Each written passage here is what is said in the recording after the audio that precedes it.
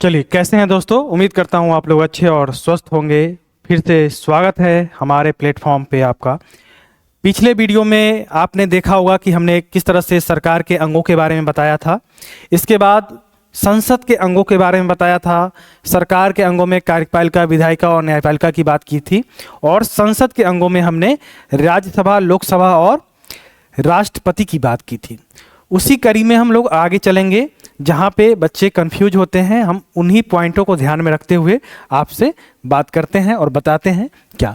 जैसा कि हमने आपको पिछली वीडियो में बताया था कि संसद के कितने अंग होते हैं, तो आप लोगों में से जिन्होंने भी ये वीडियो देखा होगा तो आप लोग बोलोगे सर संसद के जो है 3 अंग आपने बताया था, है ना।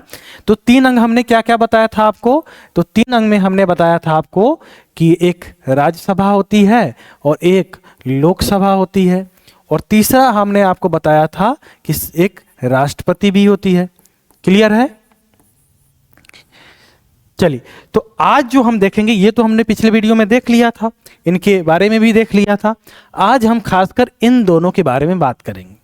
ठीक है, तो आज हम किसके बारे में बात करेंगे, राज्यसभा और लोकसभा के बारे में। इससे पहले हम जान लेते हैं कि हमारे संविधान में कभी कभी आपके एग्जाम में पूछेगा कि बताइए कि कौन से आर्टिकल में, कौन से अनुच्छेद में राज्यसभा, लोकसभा या संसद का जिक्र किया गया है।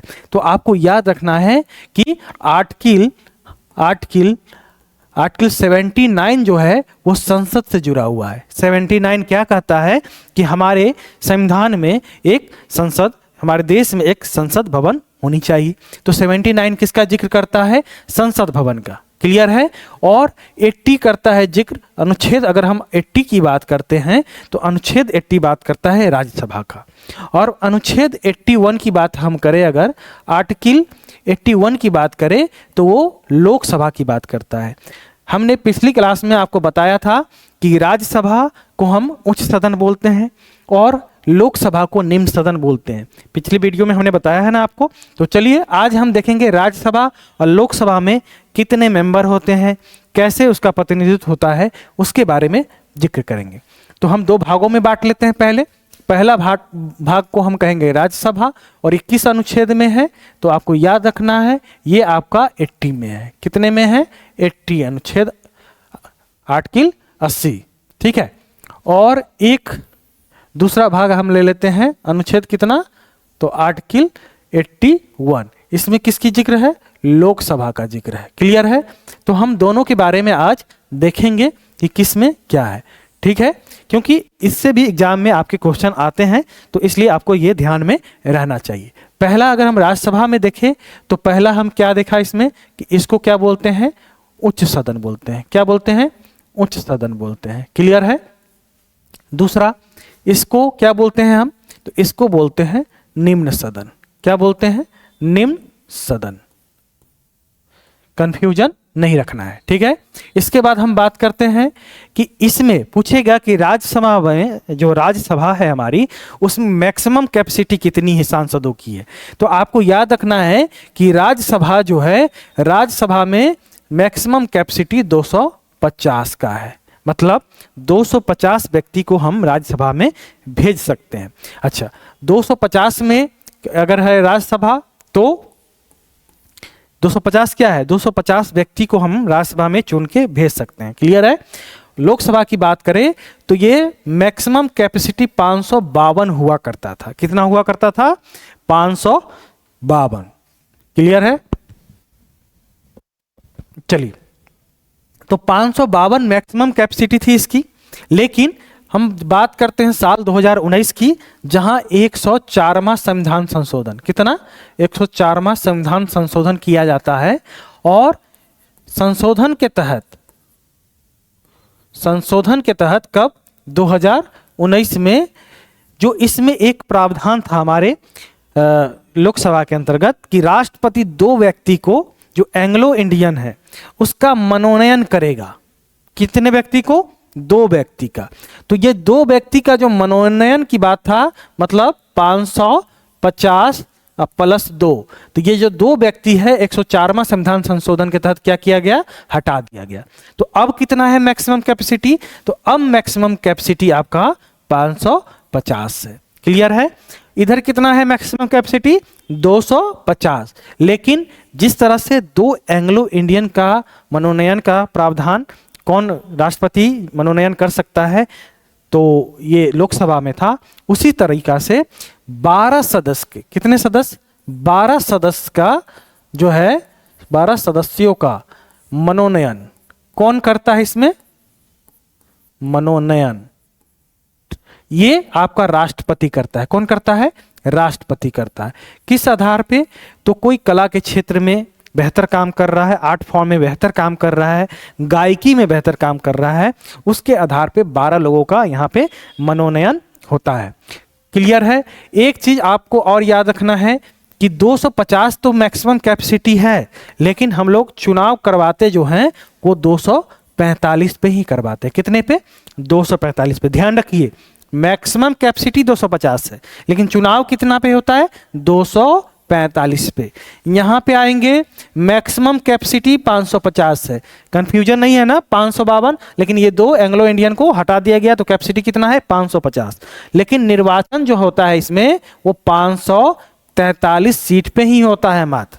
कितने सीट पे, 543, यहां 245। क्लियर है। चलिए इसमें प्रावधान है कि 233 जो सीट है वो राज्य प्लस यूटी मतलब केंद्र शासित प्रदेश से भरा जाएगा। क्लियर है। बच गया प्लस 12।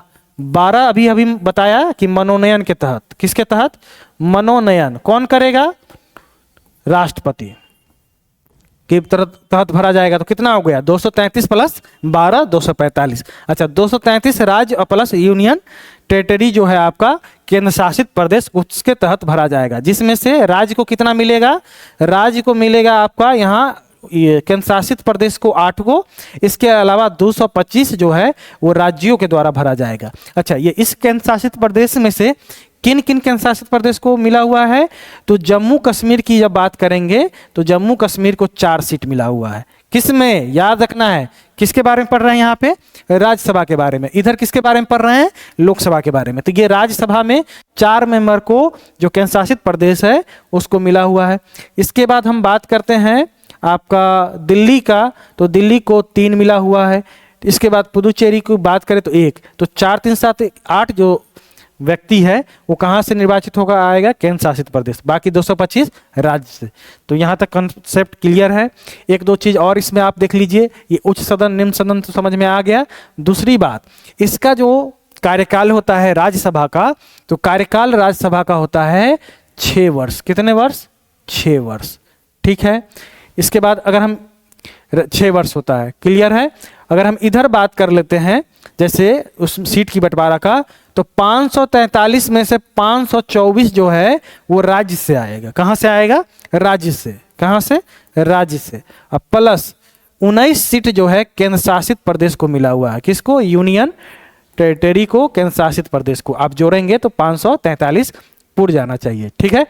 तो ये आपका आएगा। क्लियर है। तो इस तरह से निर्वाचन होता है। दूसरा बात आपसे पूछेगा कि राज्यसभा किसका प्रतिनिधित्व करता है, तो आपको ध्यान रखना है कि राज्यसभा राज्य का प्रतिनिधित्व करता है। लोकसभा किसका प्रतिनिधित्व करता है, तो लोकसभा जनता का। अगर हम निर्वाचन की बात करें तो राज्यसभा का निर्वाचन डायरेक्ट प्रत्यक्ष होता है या अप्रत्यक्ष होता है। तो राज्यसभा का मेंबर जो है हमारे द्वारा चुना हुआ जो निर्वाचित व्यक्ति है, एमएलए, वो चुन के उसको अपॉइंट करते हैं। क्लियर है। जनता डायरेक्ट निर्वाचित नहीं करती है, इसलिए वो अप्रत्यक्ष तरीका से चुनाव उसका होता है। लेकिन लोकसभा के जो मेंबर है, सांसद, आप अपने एरिया में देखते होंगे कि सांसद का निर्वाचन में जो लोग है डायरेक्ट भाग लेता है। जिसका एज 18 प्लस हो गया वो क्या करता है, वोट देने जाता है। तो सांसद का जो चुनाव है वो प्रत्यक्ष है। कैसा है, प्रत्यक्ष है। क्लियर है।